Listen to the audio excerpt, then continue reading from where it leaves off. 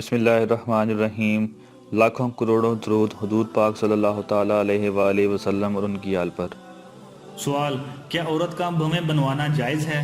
जवाब, अगर भवें इतनी बड़ी हो गई हों कि देखने में बद्दी यानी बहुत बुरी लगती हों तो इन्हें कटवाने की इजाज़त है कि भद्दापन ख़त्म हो जाए। खूबसूरती हासिल करने के लिए भवें कटवाने की शर्म इजाज़त नहीं।